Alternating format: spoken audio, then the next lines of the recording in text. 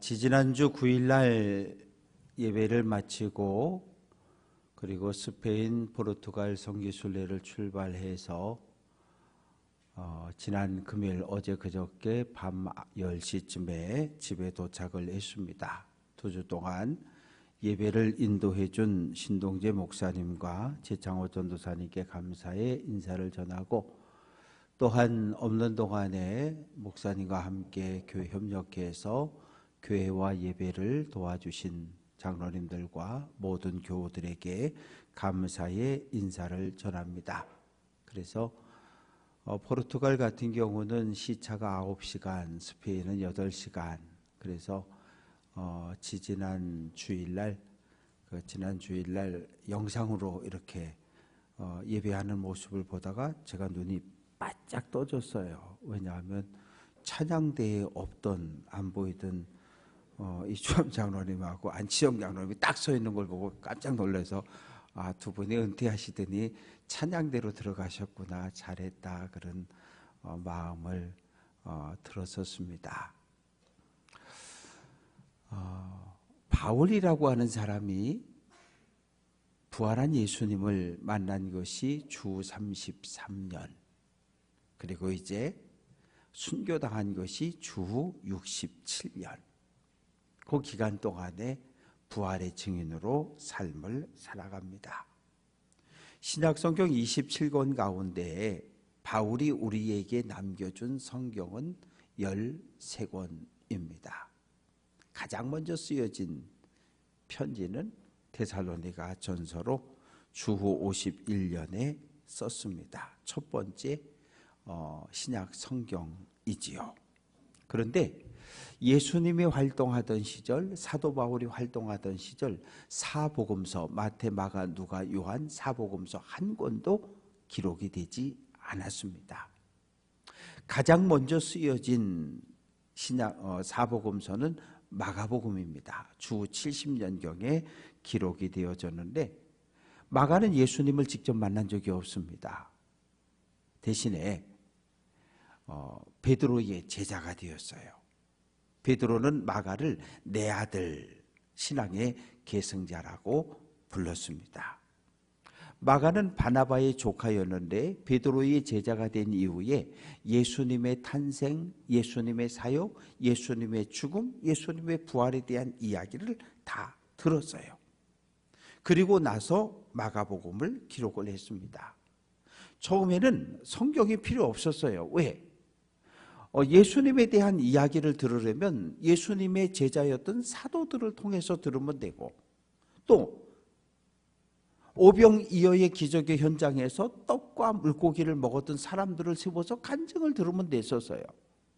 그런데 시간이 점점점 흐르고 박해가 시작되면서 이 복음서를 기록할, 예수님의 사역과 예수님의 생애에 대해서 기록할 필요성을 깨닫게 되었기 때문에 마가가 주 70년에 마가복음을 썼습니다.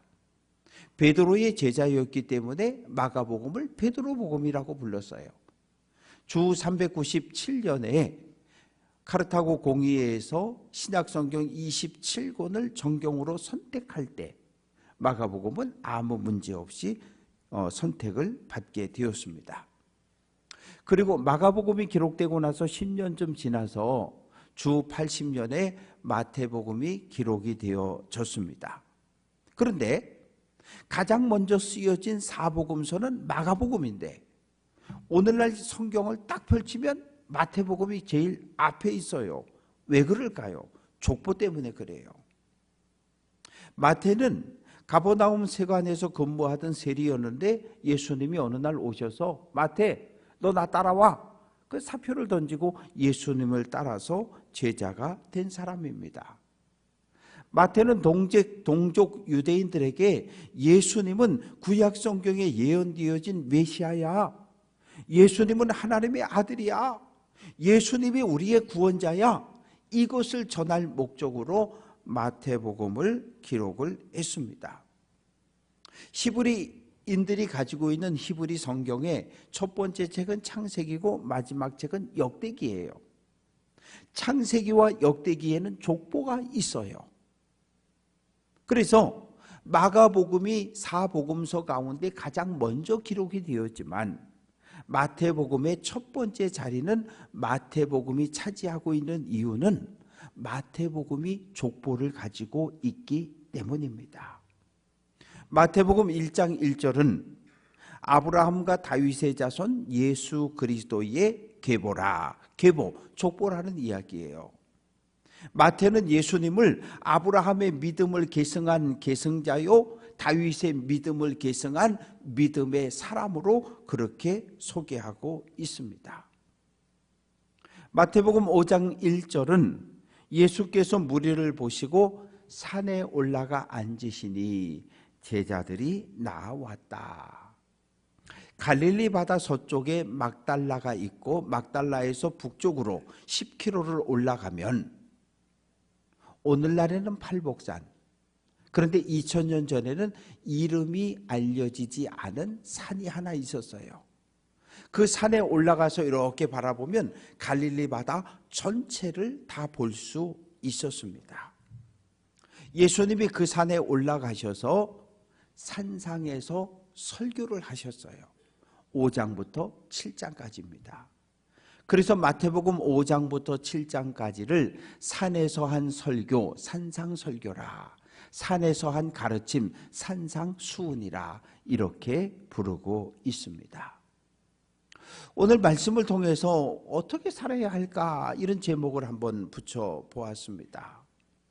예수의 제자된 우리들이 오늘 이 시대에 어떠한 삶을 살아가는 것을 하나님은 원하실까? 왜요? 예수님은 구약의 율법을 뛰어넘는 새로운 가르침을 우리에게 오늘 말씀을 통해 전해 주십니다. 예수님 당시, 아니 그 이전 구약 사람들은 동해복수법이라고 하는 법을 지키고 살았습니다. 동해복수법, 당한 만큼 갚아준다는 거예요.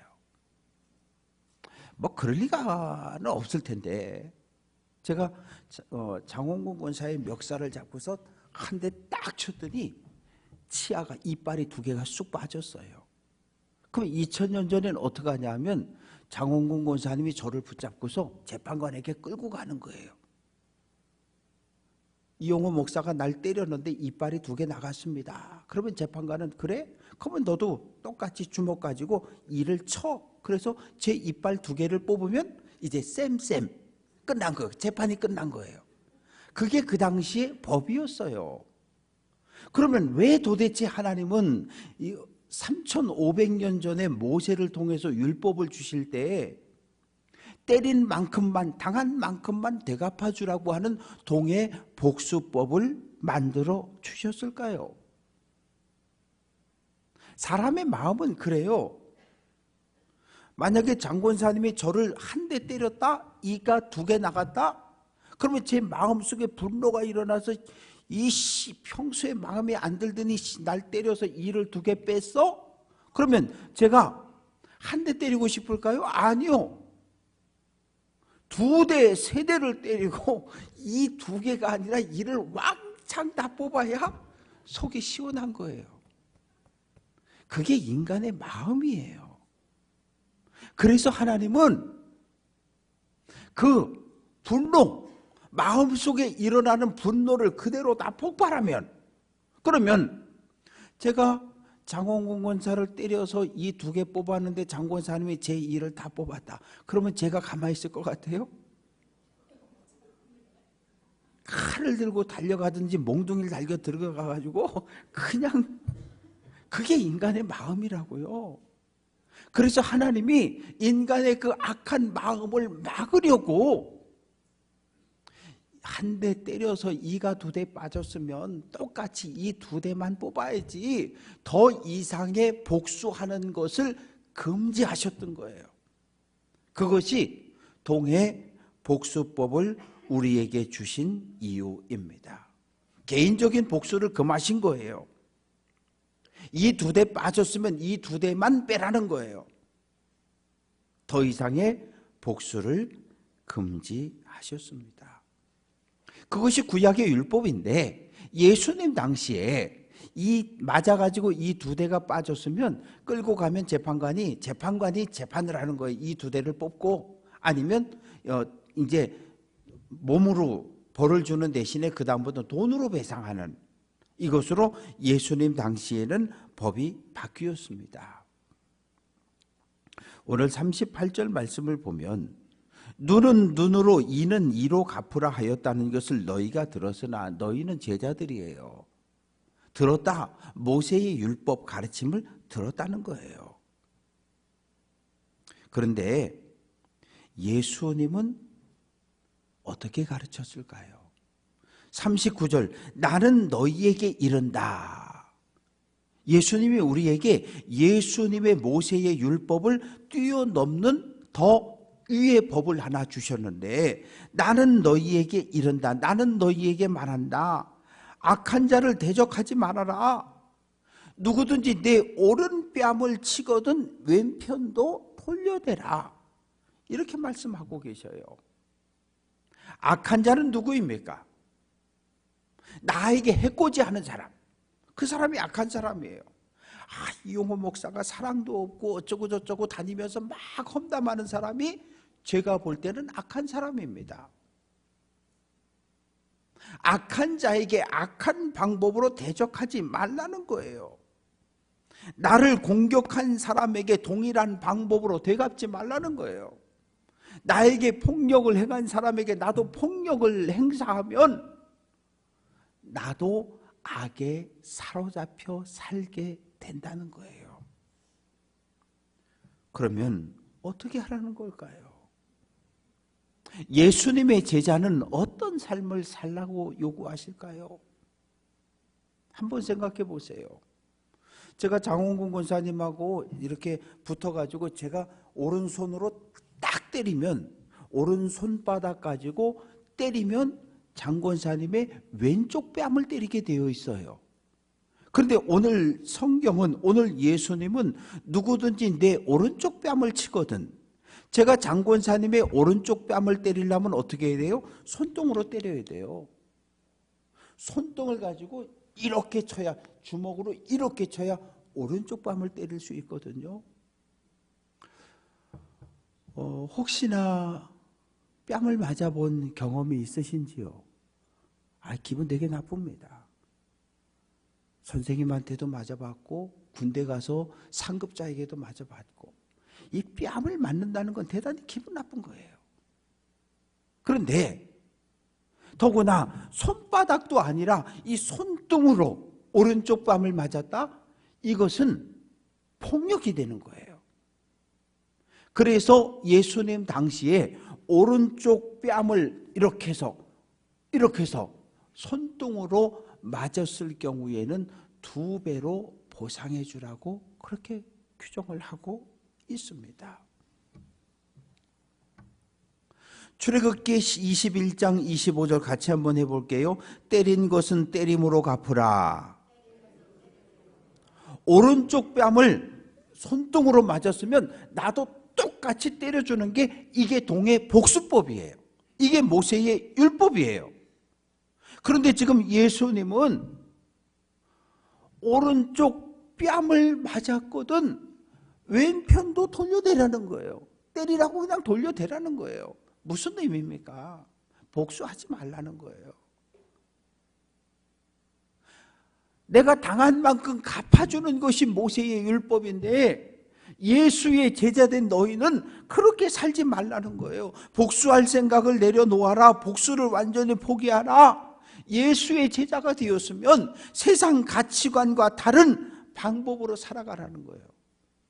어떻게 해요? 온유한 마음으로 대하라는 거예요. 쉽습니까? 말은 쉬워요. 사랑하라고요? 용서하라고요? 말은 쉬워요. 그런데 실제 삶에서 실천하는 건 대단히 어려워요. 자녀를 사랑하라. 부모에게 효도하라. 모든 나라, 모든 민족, 모든 법에 다 있어요. 지켜집니까? 안 지켜져요. 안 지켜져요.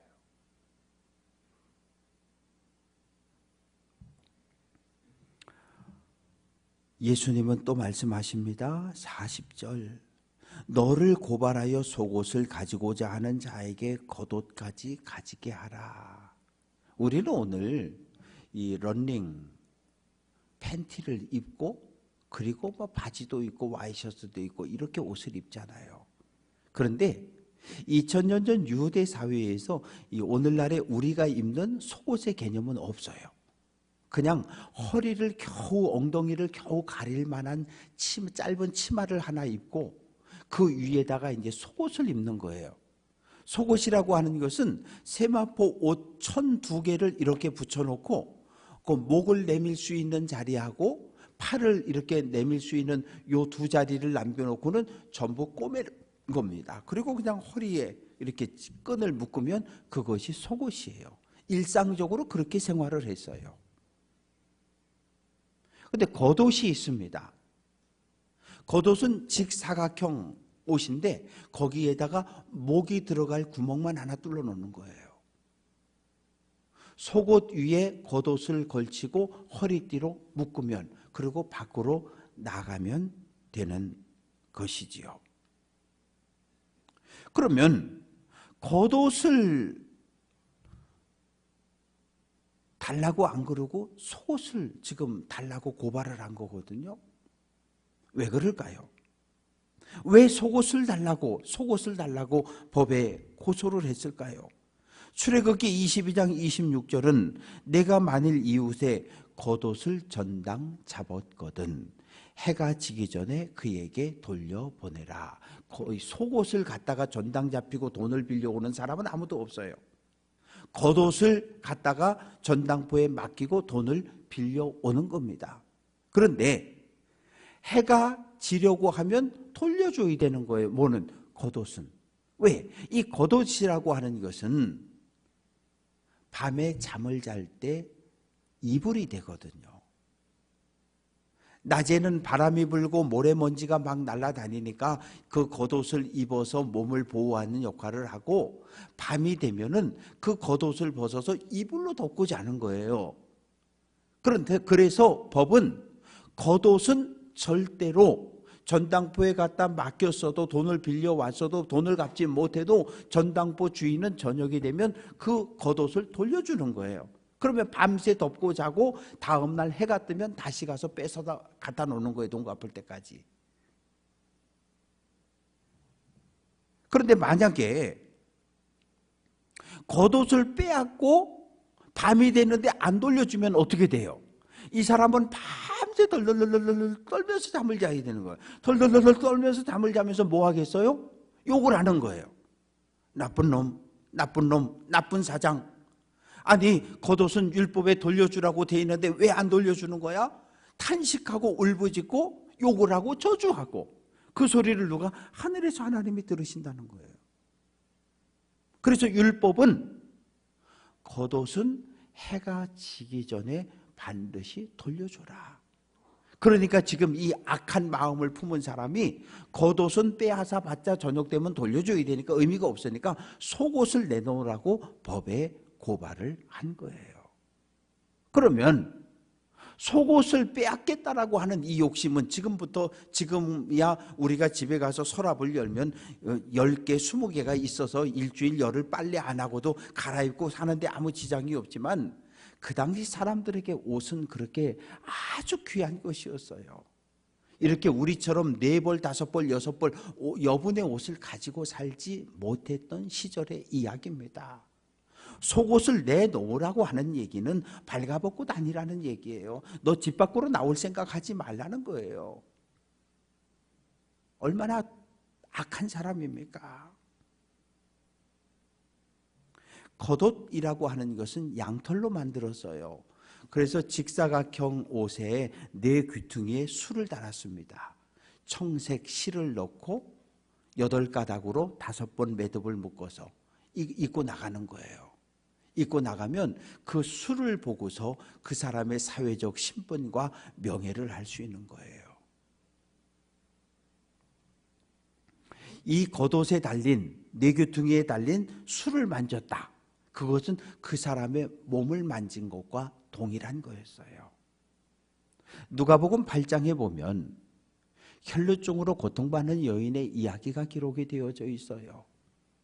12회를 혈루증으로 고통을 겪습니다. 혈루증이라고 하는 것은 몸에서 피가 흐르기 시작하는데 이게 멈추지 않는 거예요. 여인의 몸에서 12회 동안 피가 멈추지 않았다. 부정한 여인입니다. 유명한 병원은 다 예약하고 다 갔다 왔어요.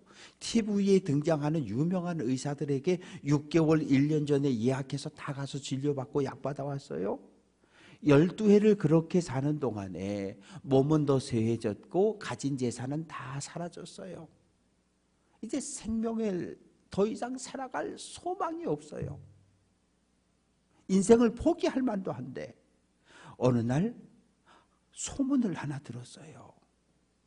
갈릴리 나사렛 사람 예수가 병을 고친대, 귀신을 쫓아냈대. 그리고 귀가 번쩍, 눈이 번쩍 뜨여진 거예요. 예수? 그 사람 만나면 내 병 고칠 수 있겠다. 내 이 팔자를 고칠 수 있겠다는 그런 생각을 품게 된 거예요. 예수님 어디 계시지?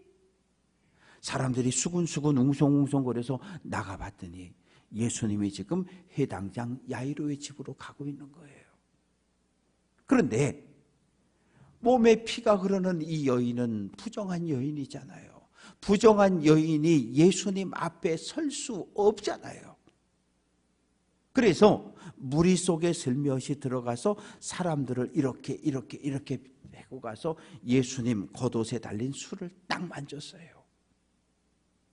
그러면 율법대로 하면 부정한 여인이 예수님의 몸을 만졌으니 예수님도 부정해줘야 해요. 어떻게 됐습니까? 예수님의 정결한 능력, 예수님의 치유한 능력이 부정한 여인의 몸에 흘러갔고 12년 동안 흐르던 피가 딱 멈췄어요.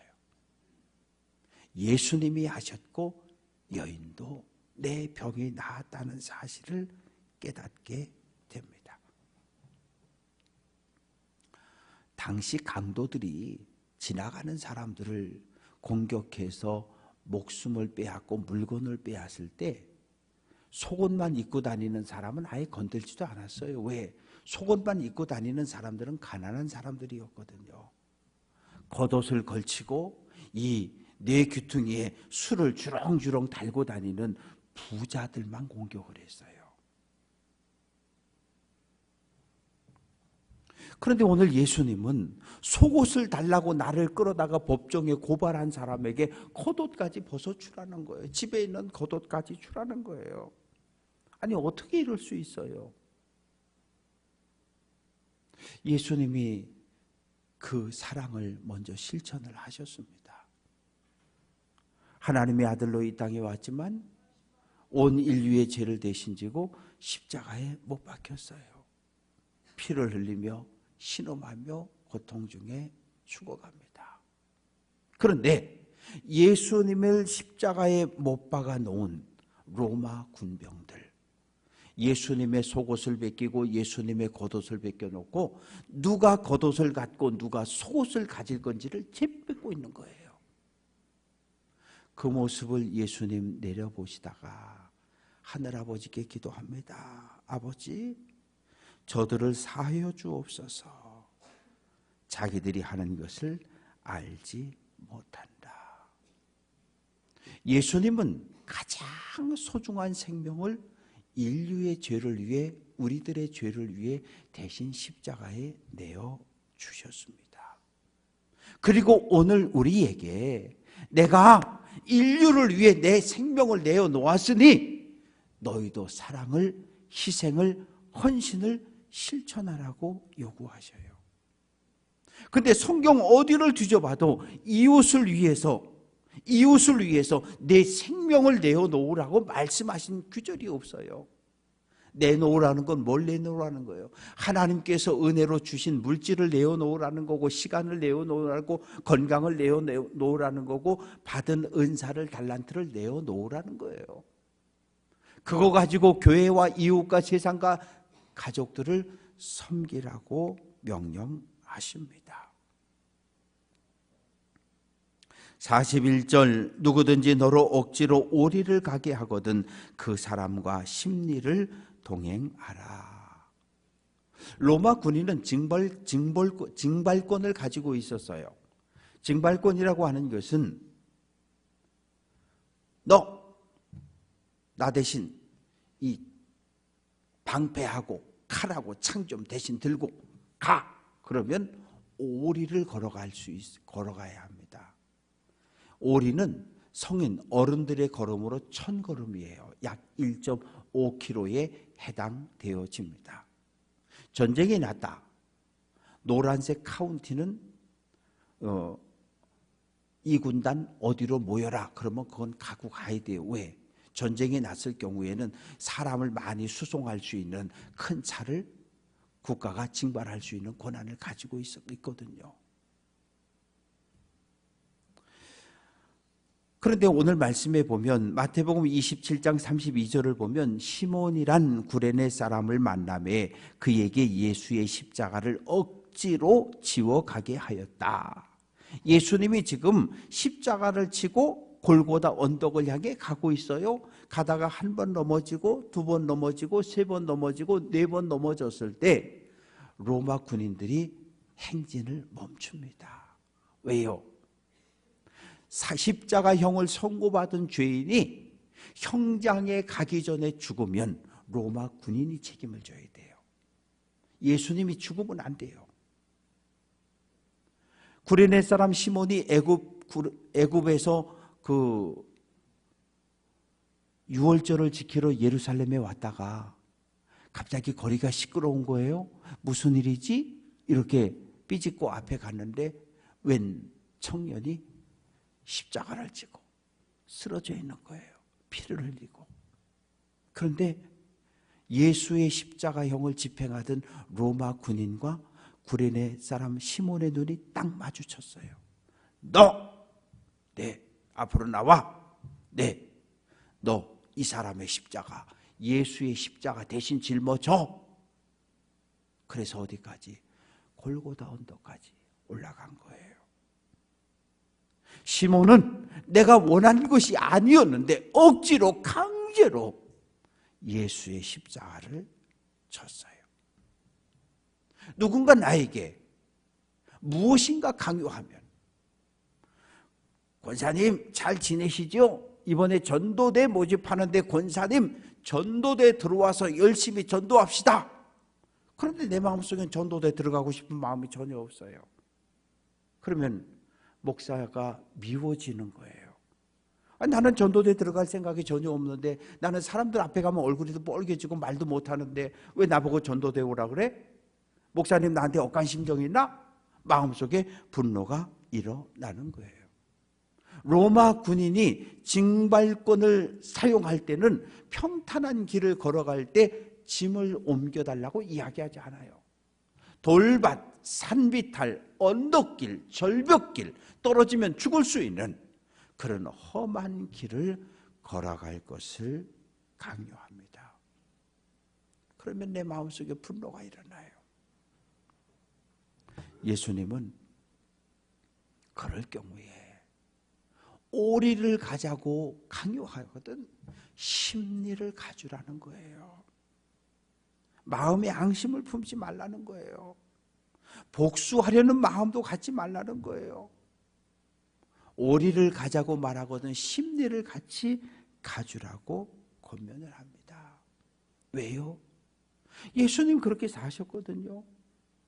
예수님은 메시아로 하나님의 아들로 이 땅에 오셨어요. 요한복음 1장 11절 자기 땅에 오매 그들이 백성이 영접하지 않았다. 제사장과 바리새인과 율법학자는 메시아가 온다는 것을 알았어요. 정작 메시아가 이 땅에 왔을 때 예수님을 거부했어요. 산헤드린 공회에서 대제사장은 예수에게 사형을 선고했고 빌라도 총독의 법정은 예수에게 십자가형을 선고합니다.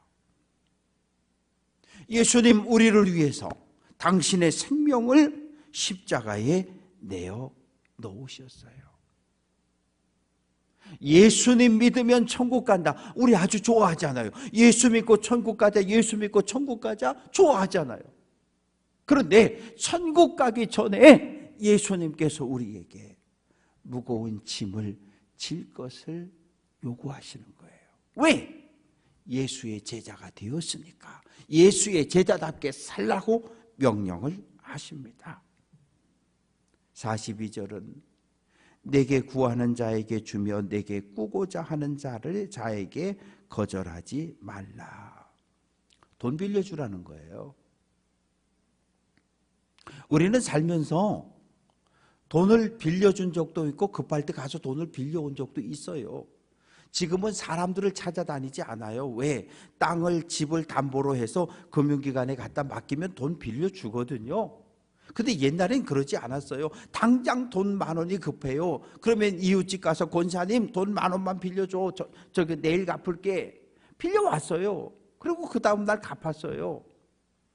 그런데 오늘 이야기는, 예수님의 말씀은 돈을 빌려는 가는데 절대 갚을 수 없는 상황에 있는 사람이 찾아와서 나에게 돈을 빌려달라 그럴 때 어떻게 할 거냐? 말씀을 하고 있어요. 고민이 될 수밖에 없죠. 목사인 저도 마찬가지예요. 누군가 저에게 돈 빌려달라 그러면 어떻게 해요? 안 빌려줄 수는 없고. 여러분은 어떻게 하겠어요? 누가복음 6장 34절은 너희가 받기를 바라고 사람에게 꾸어주면 칭찬받을 것이 무엇이냐? 100만 원 빌려줬다 100만 원 받든지 100만 원 빌려줬다가 이자 붙여서 받으면 그게 무슨 칭찬받을 건 아무것도 없다는 거예요. 왜? 세상 사람들도 다 그렇게 사니까. 그러면 예수 믿는 사람들은 어떻게 하라는 거예요? 빌려줄 수 있을 만큼 빌려주라는 거예요. 줄 수 있을 만큼 주라는 거예요. 그리고 받을 생각을 포기하라는 거예요. 왜? 오늘 나를 찾아와서 돈을 빌려달라고 손을 내미는 이 사람은 너무나 가난해서 돈을 빌려갈 수는 있지만 갚을 수 없는 사람인 것을 내가 알고 있기 때문에, 그럴 때 어떻게 할 거냐는 거예요. 잠언 19장 17절은 가난한 자를 불쌍히 여기는 것은 여호와께 꾸어드리는 것이니 그의 선행을 그에게 갚아주신다.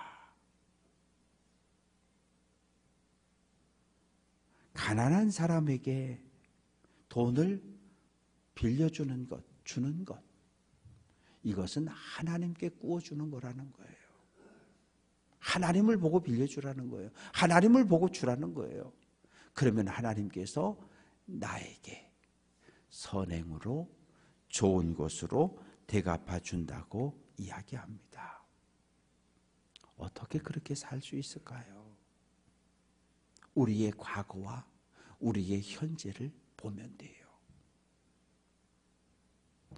에베소서 5장 8절 너희가 전에는 어둠이더니 어둠 속에 살았어요. 이제는 주 안에서 빛이라 빛의 자녀들처럼 행하라.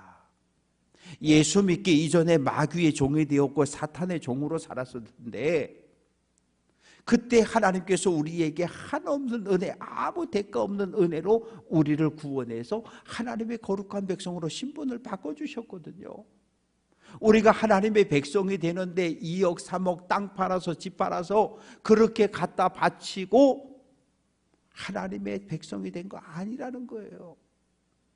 그냥 하나님의 아무 조건, 대가 없는 은혜로 하나님의 거룩한 백성이 되었다는 거예요. 예수님을 십자가에 못 박아 죽임으로 예수의 피가 우리의 모든 죄를 덮었고 우리는 하나님의 자녀가 되었습니다. 아무 대가 없이 하나님의 거룩한 백성이 되었고 빛의 자녀가 되었으니까 이제 너희들도 하나님께 받은 은혜를 나누고 베푸는 삶을 살아가라고 명령하십니다.